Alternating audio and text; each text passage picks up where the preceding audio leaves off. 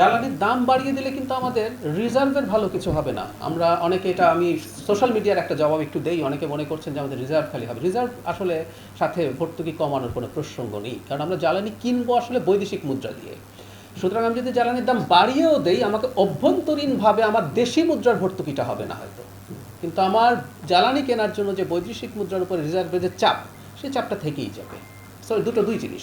আবার যেটা বলছেন সেটা ট্রু যে আমরা যখন প্রচুর ভর্তুকি দিতে থাকি কি হয়, আমার তো অন্যান্য জায়গায় আমার আরও খরচ করার স্কোপ আছে। আমার একটা সরকারের তো অনেক জায়গায় বরাদ্দের প্রশ্ন আছে। সো এই প্রশ্নটা আসলে খুবই জরুরি, কিন্তু ভর্তুকি আমরা এখন পর্যন্ত কন্টিনিউ করছি, কারণ ভর্তুকি থেকে সরে আসলে যে ইম্প্যাক্ট ক্যালকুলেট করে, এটা টাফ ডিসিশন, কোনো সন্দেহ নাই। ভর্তুকি দিতে গেলে অর্থনীতিতে ব্লিডিং হয়। আবার যদি আমরা ভর্তুকি থেকে সরে আসি, বাংলাদেশে যে প্রবণতা থাকে যে খুব সিরিয়াস রকম ইনফ্লেশন হয়ে যেতে পারে, সেচ মৌসুম আছে, সেসব জায়গায় কঠোর অবস্থা হতে পারে। সো আমরা ফর দ্য টাইমিং এপ্রিল মাসে আমরা মূল্যবৃদ্ধির সিদ্ধান্ত নেইনি।